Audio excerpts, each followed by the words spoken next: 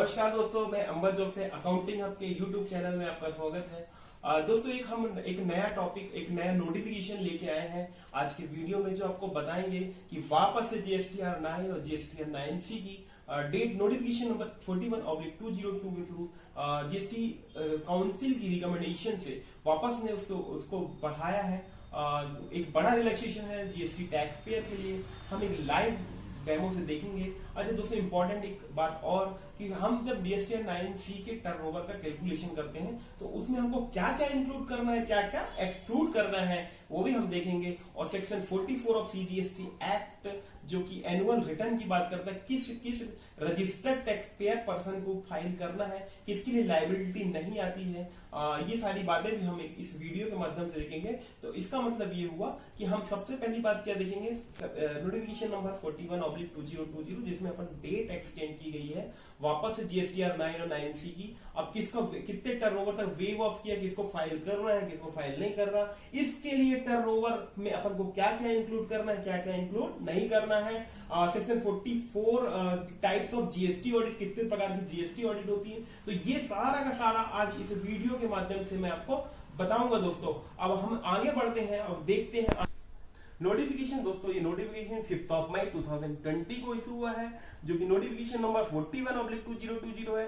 GST council की जो 39th meeting हुई थी उसमें कमिश्नर को रिकमेंडेट करके ये वापस से जीएसटी काउंसिल ने रिकमेंडेट किया था और वापस से कमिश्नर ने इसको एक्सेप्ट करके डेट बढ़ा दी है। अब हम ये नोटिफिकेशन देखते हैं। सबसे पहले हम देखेंगे इन exercise of the power conferred by section 1 of section 44। तो सेक्शन 44 क्या है दोस्तों, सीजीएसटी एक्ट का, जिसमें हम एनुअल रिटर्न की डेफिनेशन दी है। सेक्शन 44 में किसे रिटर्न फाइल करना है, एनुअल रिटर्न किसे फाइल नहीं करना है, ये सारी बातें सेक्शन 44 में दी गई है। उसमें रूल 80 के साथ आपको रीड करना है दोस्तों।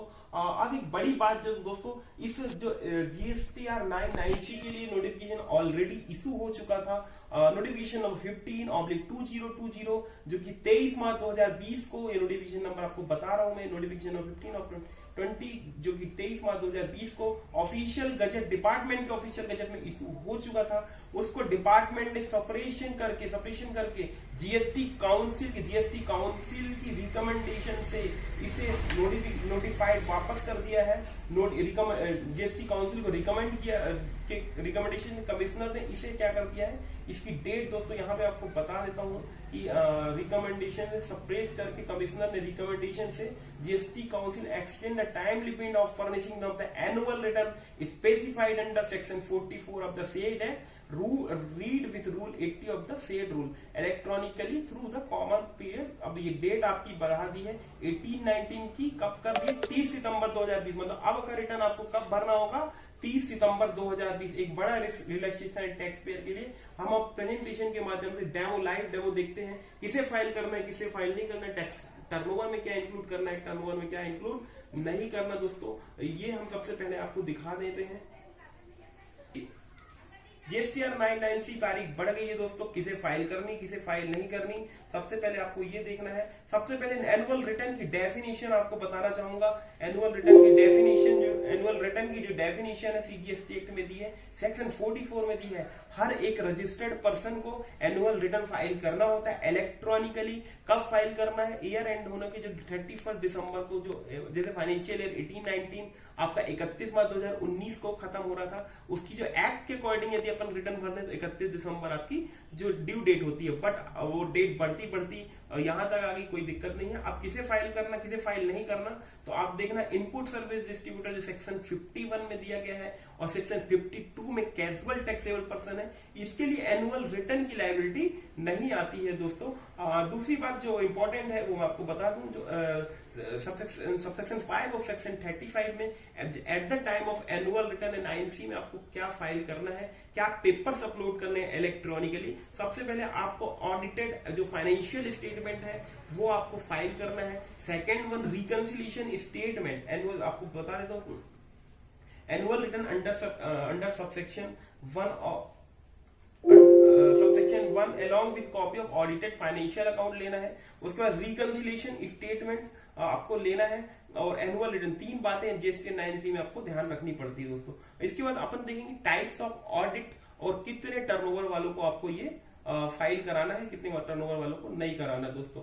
तो सबसे पहले मैं ऑडिट की डेफिनेशन देख लेता हूँ। डेफिनेशन एक छोटी सी है, इसको समझने की कम जरूरत है दोस्तों। बाकी प्रोविजन पर ध्यान देना है। तो सीधी सी बात वही, section 13 of section 2 of CGST act में ऑडिट की डेफिनेशन बताई गई है, जिसमें छोटी बात बोली है जो भी एक्ट में रिकॉर्ड्स रखने, आपको जो रिटर्न्स भरने, उसका एग्जामिनेशन करना है, और जो भी आपको जो आपने टर्न उसकी correctness verification true and fair वाली बात है वो देखना होता है ऑडिटर को। सबसे पहली बार टर्नओवर जो आपने रिटर्न्स में डिक्लेयर किए हैं, बुक्स में डिक्लेयर किए हैं, वो देखेगा। सेकंड, जो टैक्स पेड के सारे चालान जो फाइनेंशियल ईयर में आपने पेड करे हैं, उस चीज की करेक्टनेस चेक की जाती है। जो भी आपने रिफंड क्लेम किया या आईटीसी अवेल की है, इन बातों का इसमें जिक्र जो भी है, उस चीजों के एक एग्जामिनेशन ऑडिटर को करना होता है। And to SSC is compliant with the provision, क्या एसएससी ने जीएसटी एक्ट के सारे प्रोविजन कंपाइल किए हैं कि नहीं। एक बड़ा एक प्रेस रिलीज है दोस्तों, वो भी मैं आपको डिस्कस करना चाहूंगा। 17-18 के लिए जो बताया गया है, जो कि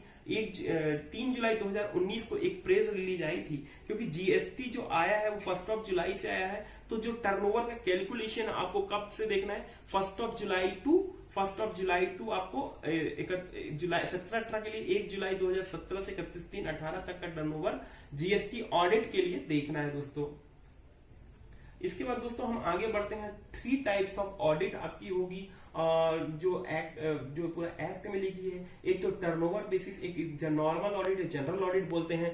third one special audit. Turnover basis में जो एक्ट में लिखी है, यदि आपका एग्रीगेट टर्नओवर 2 करोड़ को एक्सीड करता है दोस्तों, तो सीए या सीडब्ल्यू से आपको जो भी अपॉइंट करके आप ऑडिटर एसएससी ऑडिट करा सकता है। Second, general audit, it carried out by the order, commissioner के द्वारा जो कमिश्नर एक ऑर्डर पास करता है जनरल ऑडिट के केस में, और 15 डेज पहले आपको प्रायर नोटिस देता है। उसके बाद आपको ये ऑडिट, जनरल ऑडिट कई केसेस में कराना पड़ता है, जो कि ये तो सीजीएसटी एसजीएसटी कमिश्नर और या फिर वो किसी कमिश्नर या सीजीएसटी एसजीएसटी कमिश्नर ही ऑडिट करेंगे, या वो किसी को एथराइज करें। स्पेशल ऑडिट केस में क्या होता है, it is carried out after the order pass by the deputy और असिस्टेंट कमिश्नर, या तो डिप्टी और असिस्टेंट कमिश्नर ऑर्डर पास करते हैं। Prior approval of GST commissioner, GST commissioner की प्रायर अप्रूवल के बाद ही ये ऑडिट करवाना पड़ता है। स्पेशल ऑडिट कई स्पेशल केसेस में एक्ट में लिखी गई है, या तो चार्टर्ड अकाउंटेंट या cost work accountant appointed by the commissioner, यदि दोनों में से किसी को भी अपनी इच्छा से स्वेच्छा से अपॉइंट कर सकता है। अब जो मेन चीजें हैं दोस्तों अपन को यहाँ पे देखनी है, टर्नओवर किसको अब 18-19 का जो रिटर्न है आपको कितना टर्नओवर में वेव ऑफ किया है। तो सबसे पहले यदि आपका 2 करोड़ तक का टर्नओवर, अप टू 2 करोड़ का टर्नओवर है, तो जीएसटीआर 9 आपके लिए ऑप्शनल है दोस्तों। जीएसटीआर 9 ऑप्शनल है, ये आपको दिख रहा होगा। जीएसटीआर 9 आपके लिए ऑप्शनल है। 9C आपके लिए नॉट एप्लीकेबल है, क्योंकि एक बड़ा नोटिस, बहुत बड़ा बहुत बड़ी चीज इसमें वेव ऑफ आया है। Business with an annual turnover of less than, yellow में दिख रहा होगा, लेस देन ₹5 करोड़। यदि 5 करोड़ से आपका टर्नओवर कम है तो वेव ऑफ कर दिया है 9C के लिए डिपार्टमेंट ने, अभी नोटिफिकेशन नंबर नोटिफाइड कर दिया है। एक बड़ा रिलैक्सेशन है। यदि आपका 2 करोड़ से 5 करोड़ तक का टर्नओवर है तो आपको 9 तो फाइल करना कंपलसरी, क्योंकि आपका टर्नओवर 2 करोड़ रुपए से एक्सीड हो रहा है दोस्तों।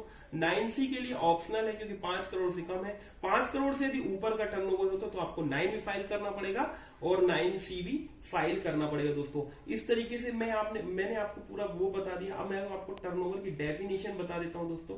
टर्नओवर का मतलब होता है, एक्ट में तो नहीं दिया गया है बट सेक्शन में डिफाइन किया गया है, सबसेक्शन 6 ऑफ सेक्शन 2।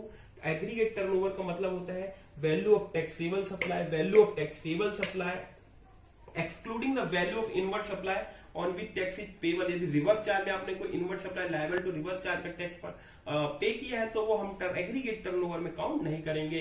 दूसरी इंपॉर्टेंट बात, यदि आपकी कोई एग्जाम सप्लाई, ऐसे कोई एग्जाम सप्लाई जो कि एक्ट में दी गई है नोटिफाई, तो आपको उसको इंक्लूड करना है एग्रीगेट टर्नओवर में। एक्सपोर्ट टर्नओवर है आपका, कोई आउट ऑफ इंडिया आप गुड्स या ऐसी जेट को सप्लाई करते हैं तो वो भी आपको टर्नओवर में लेना है। वो इंटर स्टेट या इंटर स्टेट में कोई सी भी सप्लाई हो, गुड्स हो या सर्विसेज हो, बोथ आपको यहाँ पे लेना है। लेकिन यदि कोई आपका टैक्स है, टर्नओवर डिफाइन करते समय, कैलकुलेशन करते समय टैक्स वगैरह जो है सीजीएसटी एसजीएसटी आईजीएसटी, ये टैक्स का टैक्सेबल टर्नओवर उसको आपको अलग कर देंगे। मैंने यहाँ पे एक इक्वेशन बनाई है एग्रीगेट टर्नओवर की, value of taxable supply equal to inter state supply plus exempt supply inter state या इंटर स्टेट में आपकी कोई सप्लाई, इसको जोड़ा जाएगा। एग्जाम सप्लाई, उसको जोड़ा जाएगा।